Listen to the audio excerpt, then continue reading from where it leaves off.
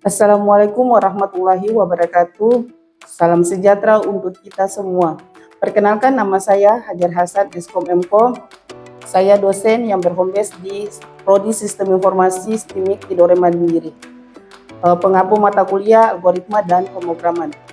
Dengan penuh rasa tanggung jawab dan komitmen terhadap pengembangan pendidikan tinggi, izinkan saya menyampaikan pernyataan diri dosen atau PDD dalam rangka unjuk kerja Tridharma Perguruan Tinggi pada bidang pengajaran.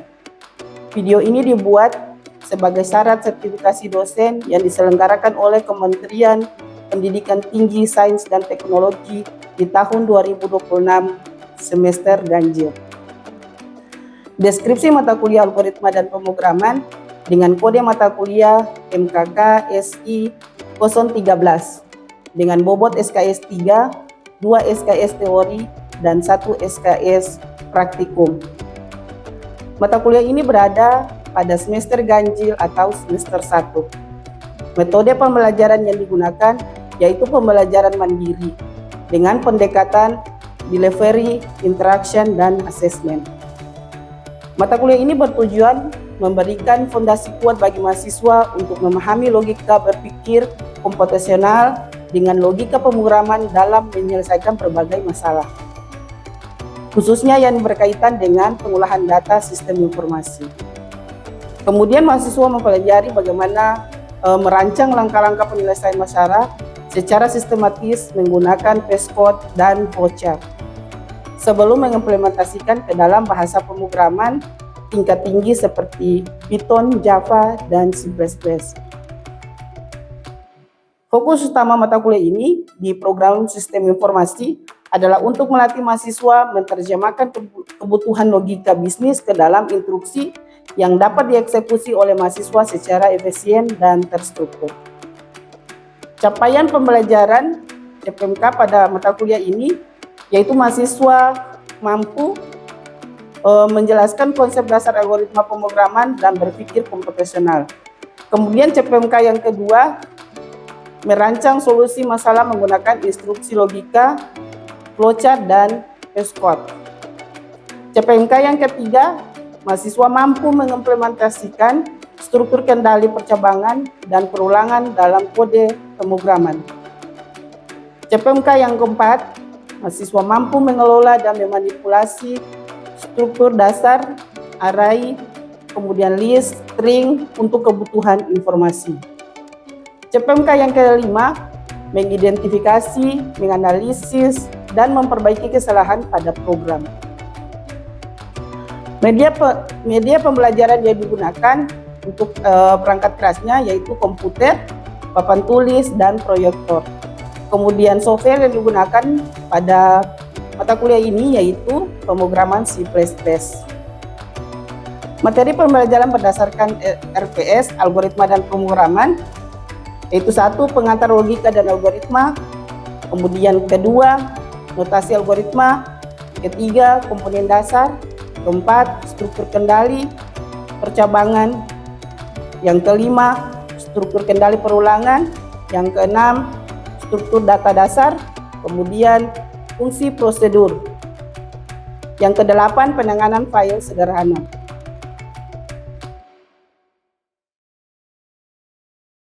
Assalamualaikum warahmatullahi wabarakatuh.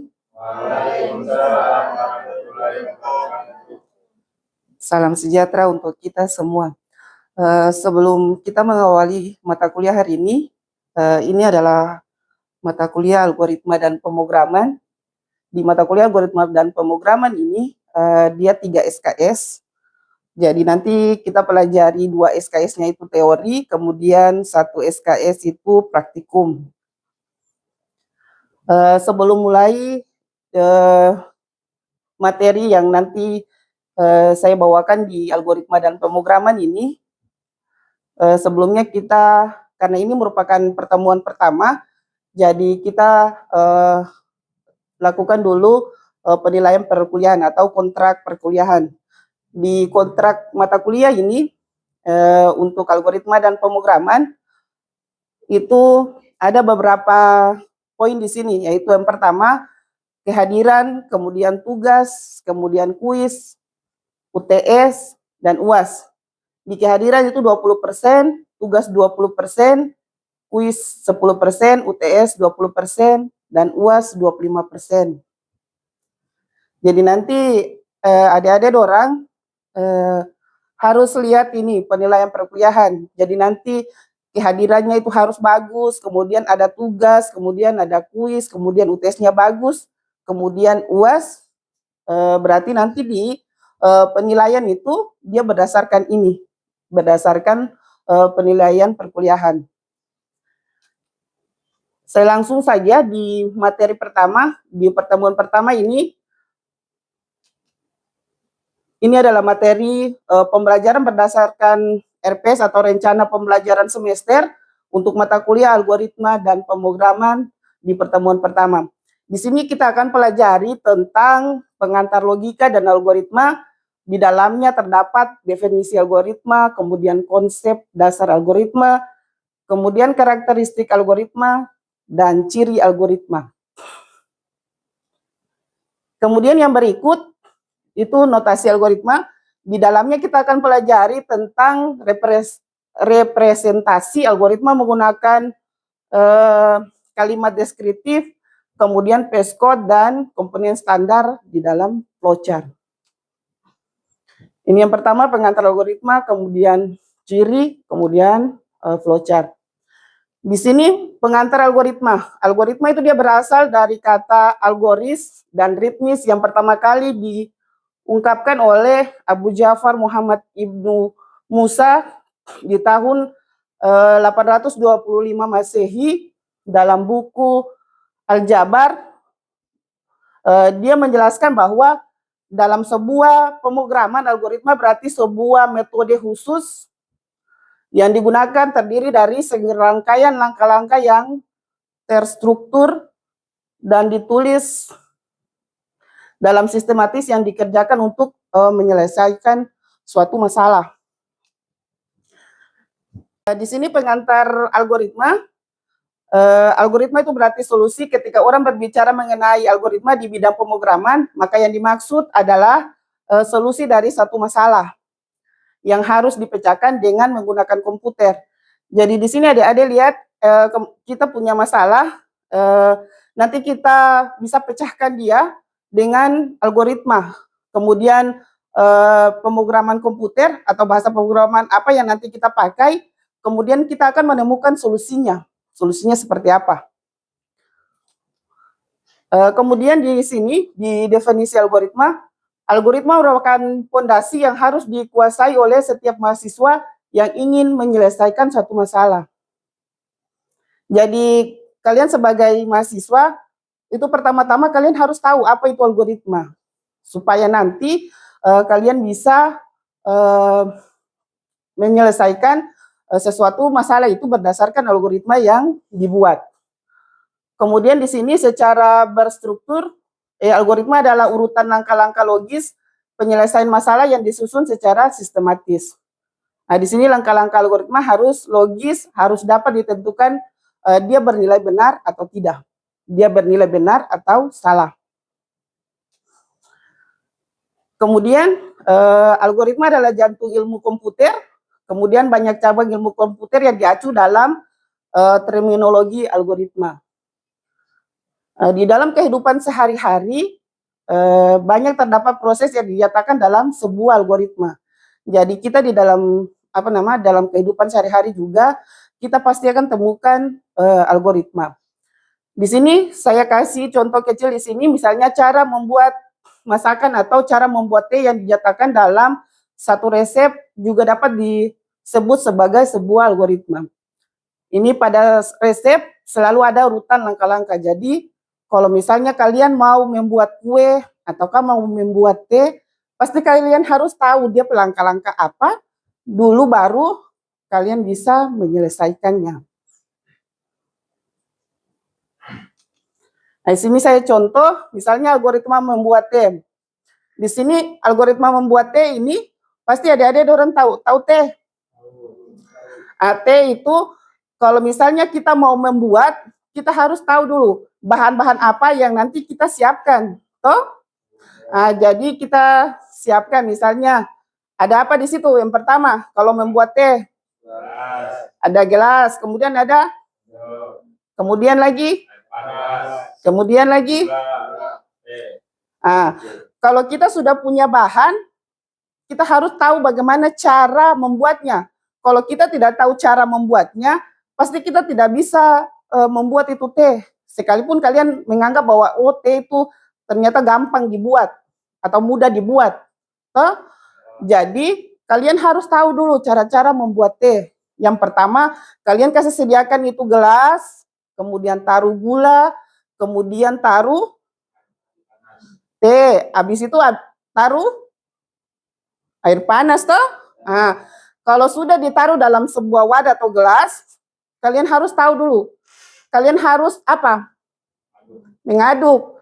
Kalau tidak mengaduk, bisa saja teh itu tidak manis. Bisa saja teh itu rasanya pahit. Toh kalau teh terlalu banyak. Begitu toh?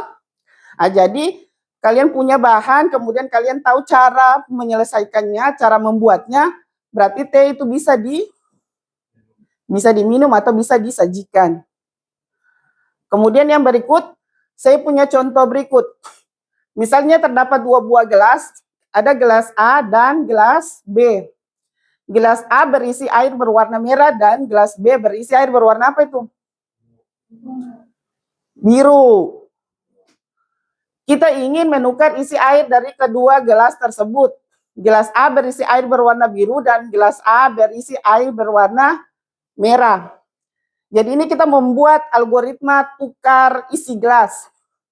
Di sini yang pertama, tuangkan air gelas A ke gelas B. Kemudian tuangkan air gelas B ke gelas A. Kalau misalnya kita mau menukar, kalau kita kasih tukar dari gelas A pindah ke B, kemudian B pindah ke A, apa yang harus kita lakukan di sini? Kita harus tambah satu gelas lagi. Nah, di sini algoritma di atas tidak menghasilkan pertukaran yang benar, namun dalam langkah-langkahnya tidak logis.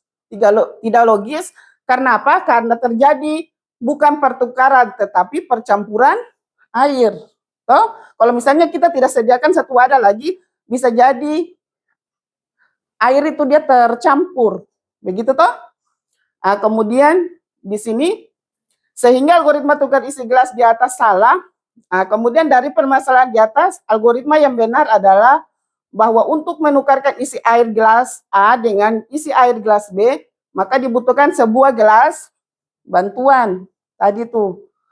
Kemudian yang dipakai untuk menampung salah satu air dari gelas A tersebut, misalnya gelas C, sehingga algoritma yang benar di permasalahan di atas adalah ini. Algoritma tukar isi gelas, tuangkan air gelas A ke, kemudian tuangkan air dari gelas B ke, kemudian lagi tuangkan air dalam gelas. Nah, keadaan awal sebelum pertukaran. Nah, ini adalah proses pertama yang kalian lihat. Kemudian yang kedua ini, yang kalian lihat lagi, gelas B ke gelas A. Sudah terjadi di sini. Nah, kemudian yang ketiga, tuangkan air dari gelas C ke gelas. Sekarang algoritma tukar isi gelas di atas sudah diperbaiki sehingga air pada gelas A dan isi air pada gelas B dapat ditukar dengan benar. Nah, ini dia merupakan ciri algoritma. Jadi yang pertama, algoritma itu dia mempunyai awal dan akhir. Kemudian setiap langkah harus didefinisikan dengan tepat sehingga tidak memiliki arti ganda. Kemudian yang ketiga, dia memiliki masukan atau input, kemudian atau kondisi awal. Kemudian algoritma itu dia memiliki keluaran atau kondisi akhir. Yang berikut, algoritma harus efektif bila diikuti benar-benar akan menyelesaikan persoalan. Ini penyajian untuk algoritma tadi sudah saya jelaskan. Kemudian di dalam sebuah algoritma itu dia dibagi menjadi beberapa macam berdasarkan format penulisan, yaitu yang pertama deskriptif, kemudian yang kedua yaitu postcode. Kemudian yang berikut dia merupakan pengantar algoritma. Ini ada contoh, buatlah algoritma untuk menentukan apakah suatu bilangan merupakan bilangan ganjil atau bilangan genap. Jadi kita buat dulu dia punya algoritmanya seperti ini. Kemudian kita masuk di materi tentang flowchart. Jadi flowchart itu dia menggambarkan tahap-tahap penyelesaian masalah dengan menggunakan kata teks. Kelemahan cara ini adalah dalam penyusunan algoritma sangat dipengaruhi oleh bahasa pembuatannya. Kemudian ini salah satu penulisan simbol flowchart dengan menggunakan flowchart. Jadi flowchart itu dia terdiri dari dua macam, yaitu yang pertama flowchart program. Jadi ini ada flowchart program, dia merupakan suatu bagan yang menggambarkan arus logika dari data akan diproses dalam suatu program dari awal hingga akhir. Ini adalah simbol-simbolnya. Dia punya bentuk simbol yang pertama yang disebut dengan terminator, itu simbol yang digunakan untuk menyatakan nilai awal dan akhir. Jadi nanti adik-adik orang pelajari, ada buku algoritma dan pengurapan, nanti kalian bisa cari dan kemudian kalian bisa pelajari yang namanya flowchart program, kemudian flowchart sistem. Jadi ini dia merupakan flowchart sistem, jadi simbol itu berbeda-beda di antara simbol flowchart program dengan flowchart sistem. Dia punya simbol berbeda-beda. Nanti kalian bisa pelajari di dalam buku algoritma. Ini bagan alir untuk flowchart sistem. Ada simbol dokumen, kemudian ada simbol operasi, kemudian simbol proses, ada simbol pengurutan, itu dia macam-macam simbol yang ada di sini. Di sini saya kasih sedikit contoh, itu kalian perhatikan baik-baik. Di sini kita buat dulu pengantar algoritma, yaitu di sini ada algoritma untuk menentukan apakah satu bilangan merupakan bilangan ganjil atau bilangan genap. Di sini kita jabarkan dulu algoritmanya, yaitu yang pertama, masukkan sebuah bilangan sembarang. Kemudian yang kedua, masukkan bilangan tersebut dengan bagi bilangan tersebut dengan angka 2, dengan bilangan 2. Kemudian hitung sisa hasil bagi pada langkah 2. Kemudian bila sisa hasil bagi sama dengan 0, maka bilangan itu adalah bilangan genap. Kemudian tetapi bila sisa hasil bagi sama dengan 1, maka bilangan itu adalah bilangan ganjil. Nah, ini dia punya flowchart. Jadi langkah yang pertama, di atas di star itu dengan simbol terminator tadi yang sudah dijelaskan di flowchart program. Kemudian ada simbol input output, yang ini input bilangan. Kemudian ada panah dia turun ke bawah, yaitu di simbol proses. Di sini di simbol proses kita bisa menghitung. Kita bisa menghitung sisa bagi antara bilangan dengan 2. Kemudian ini yang namanya penghubung antara satu halaman dengan halaman yang lain yang disebut dengan on-pack connector. Kemudian dia masuk di simbol decision. Simbol decision ini kondisi di mana apakah nilai n sisanya sama dengan 0. Kalau misalnya ya, berarti dia cetak bilangan genap. Kalau tidak, berarti dia cetak bilangan apa nih? Ganjil. Begitu ya. Nah, terus selesai. Jadi kalau misalnya dia mulai dengan terminator star, harus diakhiri dengan terminator n atau selesai. Begitu. Kalau itu di flowchart.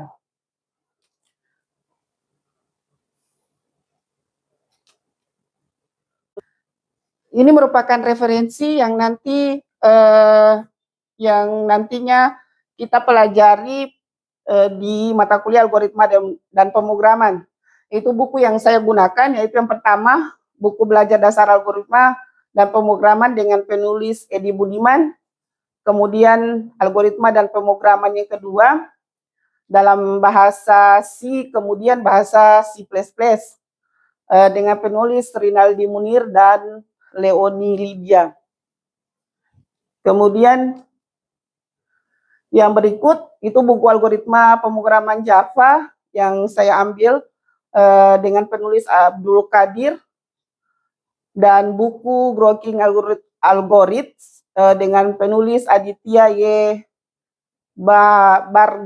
Bargava. Ini kalau misalnya adik-adik orang mau bisa beli buku di Gramedia, ataukah bisa cari di toko-toko buku yang ada di Tidore. Mungkin itu saja materi dari saya. Ada pertanyaan? Silakan. Baik, sebelumnya Assalamualaikum warahmatullahi wabarakatuh. Waalaikumsalam warahmatullahi wabarakatuh. Sesuai dengan materi apa yang disampaikan tadi, saya ingin bertanya, apa perbedaan flowchart program dengan flowchart sistem? Ya, terima kasih, pertanyaan yang bagus. Di sini saya akan menjelaskan perbedaan dari flowchart program dengan flowchart sistem. Jadi flowchart program itu sifatnya lebih terperinci tentang langkah-langkah proses di dalam program dari awal sampai akhir. Sedangkan flowchart sistem itu dia menggambarkan arus data dari sistem itu sendiri. Mungkin itu. Mungkin pertemuan kita untuk pertemuan pertama kita sampai di sini dulu ya. Nanti kita lanjut di pertemuan berikutnya di minggu depan. Dengan ucapan wabillahi taufiq wal hidayah, wassalamualaikum warahmatullahi wabarakatuh. Waalaikumsalam warahmatullahi wabarakatuh. Demikian video deskripsi dan pembelajaran yang saya sampaikan dalam unjuk kerja PDD UKT PT bidang pengajaran. Besar harapan saya, semoga video ini dapat menjadi pertimbangan baik dalam proses pengajuan sertifikasi dosen tahun 2026. Terima kasih atas perhatian yang diberikan. Wassalamualaikum warahmatullahi wabarakatuh.